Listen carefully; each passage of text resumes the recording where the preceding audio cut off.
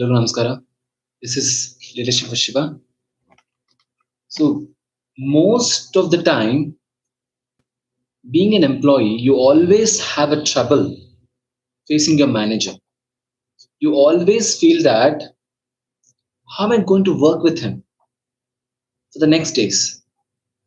Why? Because we always tend to feel that my toxic boss is literally torturing me. Why?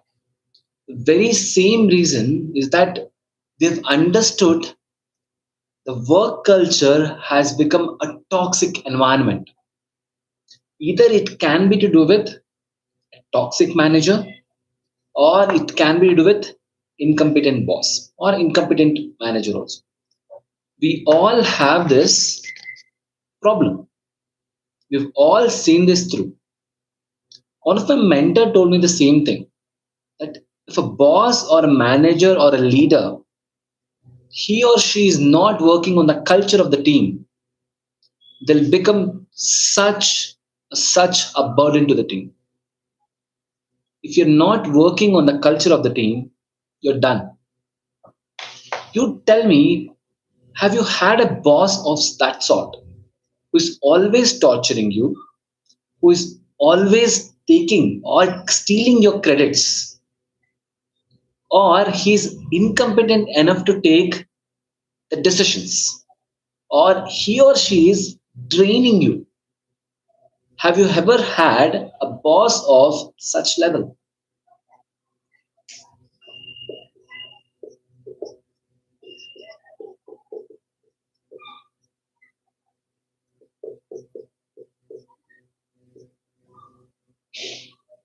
Toxic or incompetent boss? How to handle them? Many of them they feel that I'm getting drained, incompetent to take proper decision, stealing the credits. Major employees are feeling the same issue with most of the bosses. Why is it so? Why is this particular situation is raising every time? How are you going to handle this? How are you going to resolve this issue? Are you even have a plan? Do you even have a plan to mitigate this? Do you even have a, a flow chart to handle this? If you think that, let me absorb this by becoming a sponge. I'll be a sponge, I'll start absorbing all the tortures, all the shoutings, all the shape shifting, everything. I'll start absorbing, I'll start becoming that person. You're very much wrong. You can't be a sponge. If you're going to rebel against him or rebel against the other person who is a toxic boss, you can't survive. It will become a complete chaos. It will be a complete chaos. You'll not be able to manage the collateral damage. You'll not be able to handle the collateral damage because you perceive that you can take on your manager, your incompetent boss. I'll tell you why is that reason.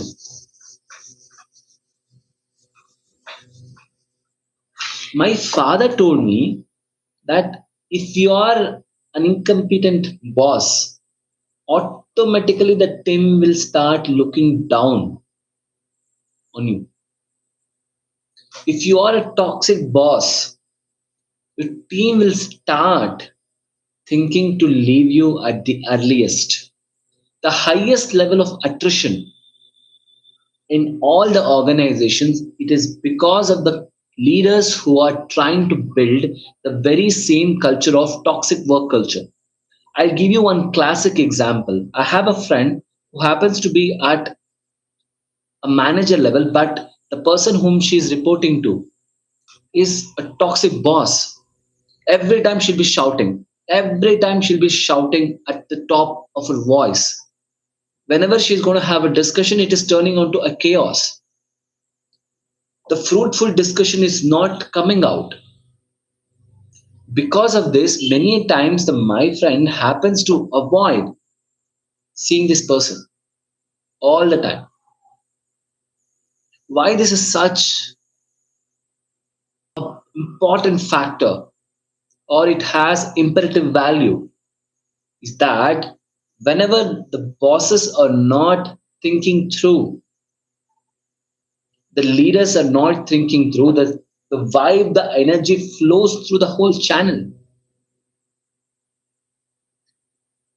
One of the mentor who happens to be that humble leader, he always have led a way, and he told me that, Shiv, if you want to become a strong leader, you should keep in mind of the team whom means the people who are reporting to you. If you are more of adamant, if you're more of toxic, it starts flowing inside them also. It is just a virus. My mentor told me the same thing. The toxicness, it is just like a virus. It just flows in. The virus is so strong, the people will start inhaling like COVID. As a leader, I'm talking about this. As a leader who has been leading the team, leading the people, I have understood this over a point in time, that if you are a strong person, if you are trying to portray that I'm a strong leader, but if you're not working on the toxic work culture, team will start blasting you off. They'll start thinking to leave you. I'll give you the main reason why this is happening. Why these incompetent boss are feeling that whatever they're doing it is correct. It is for the same simple reason that they fear that the upper management, upper leadership, they feel that the incompetent boss is incapable to drive the team. They'll start taking a shelter, a closet, a shield when the things will start taking a deviated route. You just tell me, you can also put in the chat box. Have you had a person who was like that? Just put it as toxic boss if you had one. Or if you had incompetent boss, you can put it incompetent. That will be better to understand much more. I have seen one of my friends' colleague, okay, who happens to be this incompetent boss. Whenever he used to meet the team, he used to give an energy that he was not taking any decisions. He was not worrying about any decisions what he has taken. He used to always be a burden on the team, that he was just pushing the team to take a random call. Because of this, the team always used to feel that he is draining the energy. He's literally draining the energy of the team. Because of this, team started feeling that I'm no need to means I'm no longer in this level to take his weightage also. I'll not report to him. I'll give you one classic scenario here. One of the topmost companies in India, they happen to start a project in Chennai. They have recruited a leader. There, the leader happens to speak with all the employees. After a month, the people who are highly capable, high performing employees, they've all put down the papers. They've all put down the papers. Why? It is because that they started feeling, I don't want to report to him. It is because he was literally tiring them, literally draining them, not taking the decision, just pushing the decisions away to the other person. The high performing employees, they were literally like directionless, they were clueless, they don't know what to do, they don't know what to take up. Because of this, they literally started feeling, we leave the organization. This is happening in most of the corporate companies. We are not realizing this. This is called a slow death. These incompetent bosses will also seek consensus. Every time they seek this consensus, every decisions, every opinion, the high capable or high performing employees, they always feel why this is happening. And internally, post this incident, the incompetent manager is so blatantly ignores the whole thing. He or she will not even think about it. This is what I'm doing.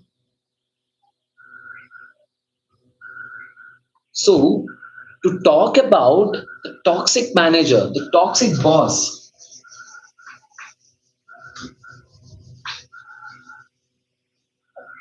this is the one everybody, most of the people, most of the managers or like peers or like employees, anybody, this is the one everybody thinks this is like a cumbersome activity to please this person. The person always asks for proof, show proof. How much ever work you do, it is not enough, right? And majorly that shape shifted. He or she is so shape shifting. You need something, the other party will be saying something else, isn't it? So it is such a diversion. Most of the time, these toxic bosses will shouting. They'll be literally shouting at everybody. It is somewhat, it is like self-preservation.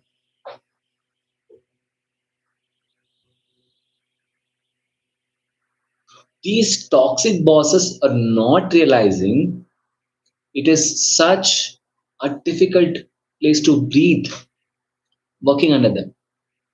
They're feeling that the authority is such that the people are very much okay with that.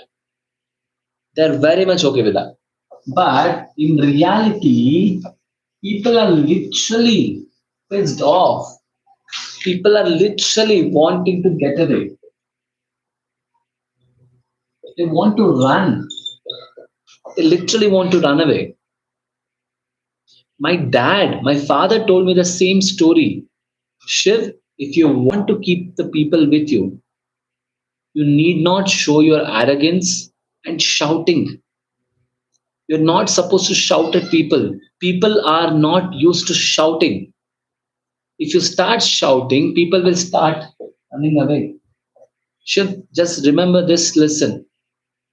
My father has always taught me this. If you're not thinking through, we'll start taking random decisions.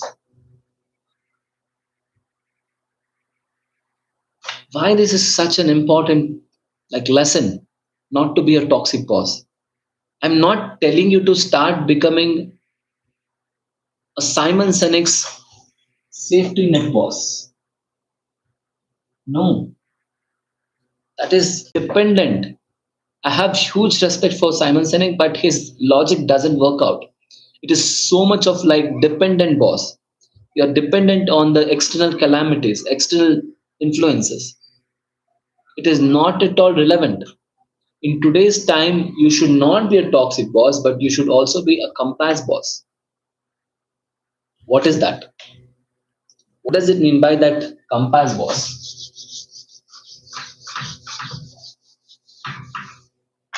So, being a leader, as being a leader, I have understood this. Many leaders, they don't know what they're doing. You're simply trying to become that one pipeline or a channel where you're also absorbing this. There are two categories. One is sponge, one is compass.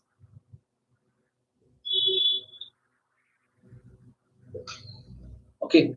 What does it mean by some sponge? Sponge means that you're absorbing everything, chaos, emotions from the higher management also. Emotions, feelings, everything from the team, the higher management, everything. You're literally becoming an absorption. It's because of that, most of the time, you're not even realizing that internally you're literally draining. You're just simply laughing outside. Because of that, and ultimately you're reaching to that drainage, like peak level of performance you are not able to keep. What are the things you're supposed to do so that you can start making up for this? There are four phases or four rules what you can start taking up. The four implementation levels. The first and foremost, the first and foremost is managing your empathy tax. You need to start controlling your empathy tax. You need not spend it like a currency. When somebody comes and asks you something, you're just trying to give that outlook that, okay, I'm okay with this, start spending again. Repeatedly, you're doing that. By the time you reach 2 p.m., you don't have energy. You're literally drained out. You're not even there to lift yourself up. You literally don't have an energy to do even the smallest task. Multiple reports have opined and advocated, and it has always conveyed the same thing what I've been conveying till today. Wavelength report, CLS report, Gartner report, Deloitte report, multiple reports. They've all told one biggest mistake every leader is doing is that empathy tax. Second one is that you're supposed to influence the people by learning the art of influencing, by not getting into trouble. So this is the most basic learning what you're supposed to have. Third one is that owning the decision. You need to start owning the decisions. Many leaders are not owning the decisions. Because of this, they're getting into a bigger and bigger trap. You're not a leader, you're not taking a decision, you're as much clueless as the other person means you're not a leader at all. There is no leadership quality what you're trying to showcase here. The fourth one is your exit plan. Elevation plan, exit plan, one other thing. So these are the major things what a leader should start working on. A compass behavior leader will always give a huge freedom to by commanding the deliverables. By commanding the deliverables, he's giving the huge freedom. The compass leader always have an immense respect from the team members. He's not toxic. A compass leader is not a toxic person.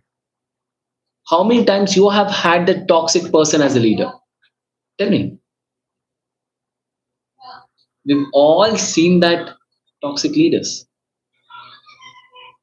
Tell me if you have seen one toxic leader. Type toxic leader.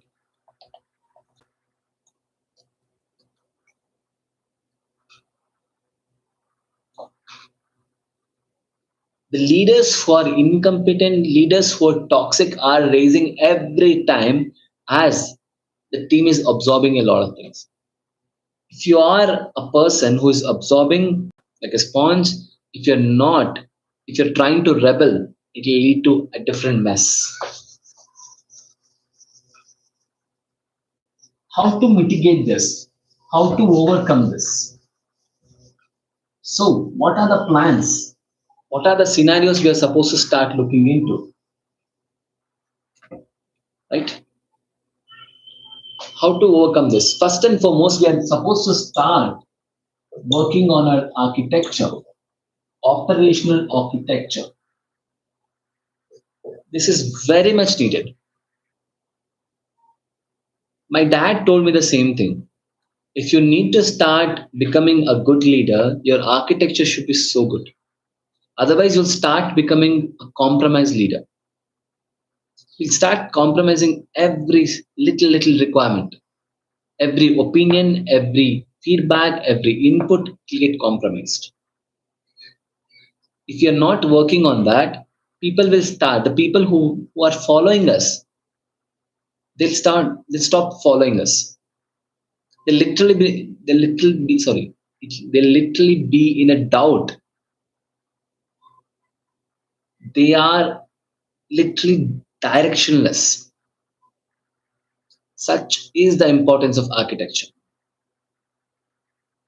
So now, what needs to happen? Whenever there is a scenario, take an example, the leader is trying to blame you or push the blame on you. Okay, you're sensing that you're not been given the chance that he has taken the route. So what you can do at the time, you can pull a mail or push a mail stating that is this option A, is the option A works out, or is there any phase I need to change by 3 a.m. By 3 p.m., please let me know. If there is a route shifting, if there is a shape shifting, if you're feeling that, so try understanding this is the leader. The leader wanted this. So now the ambiguity needs to be addressed. When things go wrong, the ambiguous request allows them to shift the blame to you. Execute a written clarification loop. It's very much ambiguous, verbal directive. Send a mail to ensure alignment with current priorities. Just push a mail stating that I'm proceeding with option A by date so and so. If operational focus has shifted, let me know by 3 p.m. So you are safe by with this message. Now think about there is a situation where that you're supposed to make sure that your boss is safe, but also not that he's smart. You're not supposed to give that idea to him that you made him so smart. Okay, what you're supposed to make sure that boss of yours always they cling on to the power when they feel threatened. If you outshine them publicly, you're gone. They start destroying you so politically, you can't even expect that where the next arrow will come. Right? So such a truth.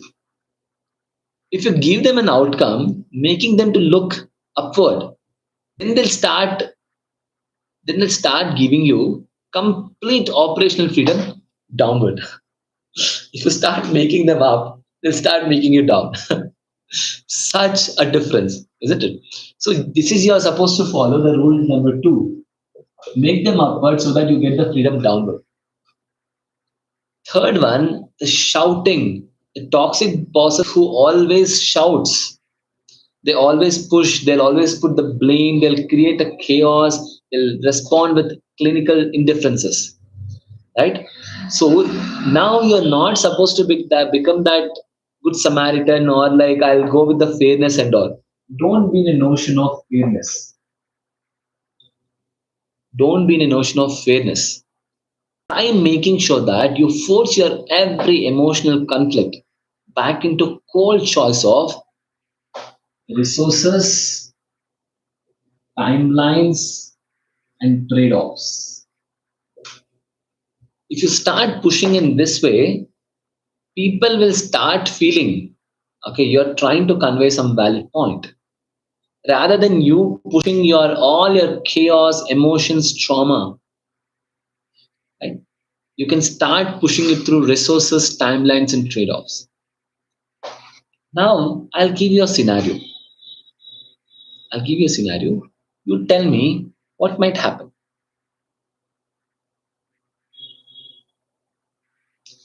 Is your boss incompetent or toxic? And where are you getting stuck? Let's dissect the decision mechanics now. Is your boss incompetent or toxic? Where are you getting stuck? Let's dissect the decision mechanics now. You can type in the chat box also, type it like toxic, or you can type also incompetent.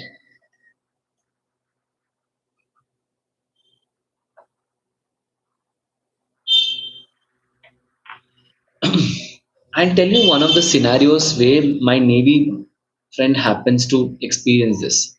In Army also they have this. It is not that only in the corporate or in the normal public sector or like in government sector or in banking sector it is happening. In Army also it happens.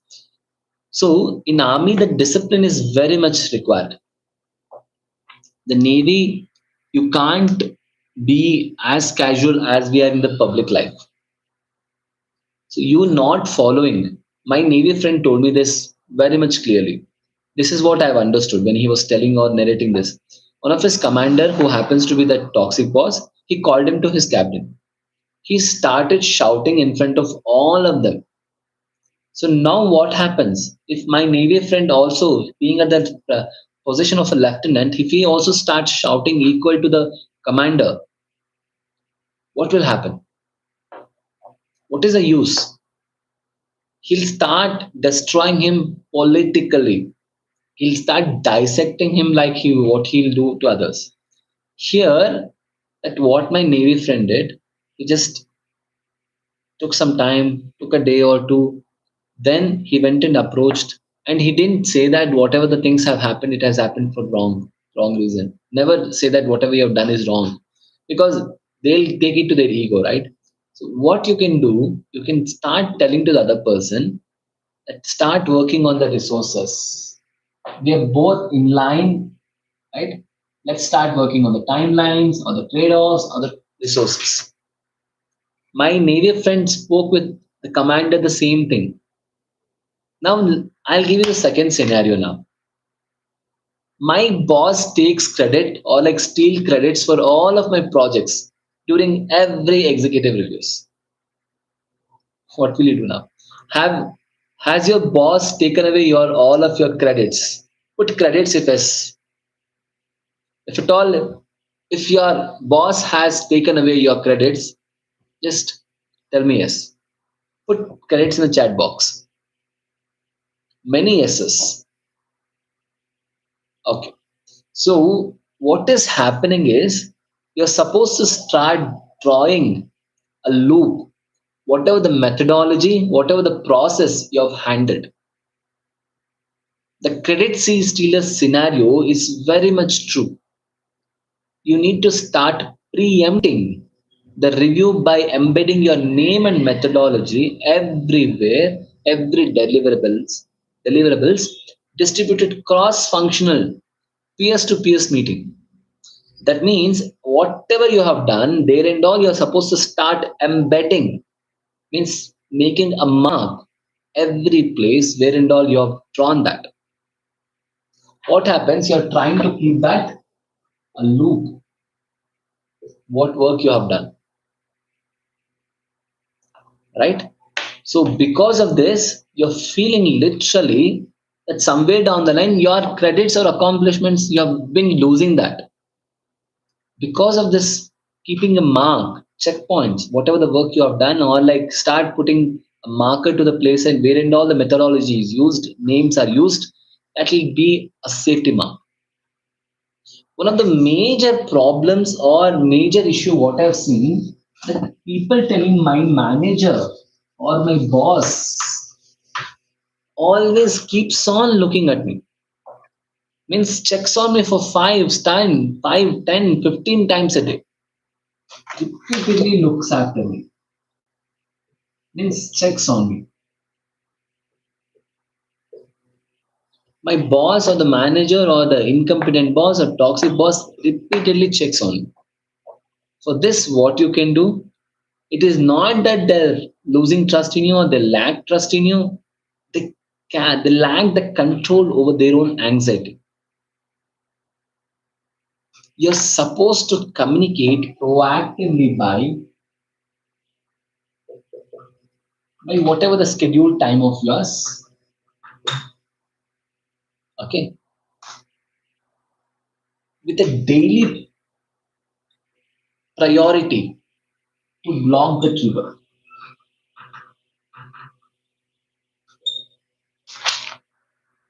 You're supposed to proactively intimate your boss that to intimation should be in a way that it is blocking the trigger. Upward leadership always protects your career momentum. It is environment. If your environment is genuinely toxic, do not rely on the HR. HR exists to protect the organization, not your trajectory. Build your build your architecture so strongly, decouple your identity from that validation. Build a cross-functional leverage with other senior leaders. Execute your transition from a position of strength. At the end of the day, bad boss is just an operational constraint, like a tight budget or a broken tool. You either own the outcome or the outcome owns you. You should be having the clarity that whether you are owning the outcome or the outcome is owning you. If at all, if you are caring about better decisions and zero corporate fluff, try thinking about this. You tell me, have you had a toxic boss of lately? I have seen multiple times. Being a leader, this is what I have understood over a point in time that many leaders think that being a toxic boss is more of a fashion, is more of a style statement.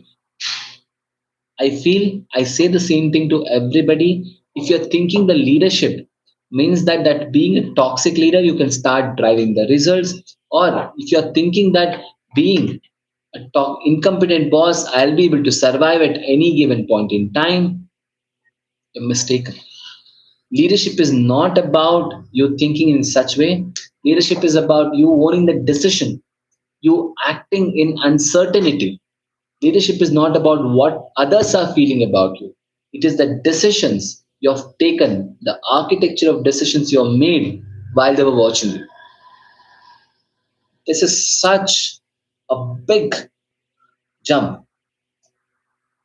Toxic bosses are existing. They should start thinking twice about the same work culture what they're trying to intend now. Otherwise, toxic bosses will not grow and they'll not let the company to grow also. If you're a startup founder, if you're having this issue, then start changing. Most of the startup founders, most of the first time manager, most of the leaders, they're all having the same repeated issue that they feel that I've started shouting, people will start listening to me. No, they are not even listening to you. They're not even respecting you. Because of this, the whole trajectory is getting deviated. The team is not working. The team is not functioning. If you think that my shouting, my speaking will start driving the results, will not. It will not real result. It will not give you any sort of outcome. It will not work like that. So even the startup founders, even the joint directors, or even the directors or leadership team, VP, managers, whosoever is doing that, it might have given you a small boost, but you're not realizing that you're impacting the culture. There is one statement which I actually always follow, and I've always read the same thing every day. If you change nothing, nothing will change. Nothing will change. This is a period statement. If you want to change something, you need to start changing something. So, leadership, it is not about what you have made, it is the kind of things what you have shown the team to start following. If you are more of toxic, people will not think much about it. They'll start losing. You'll start losing them, they'll start losing the boss also. Such a reality. Until next time, always feel this leadership is not about what others are feeling about you, it is the architecture of decisions you have made while they were watching you.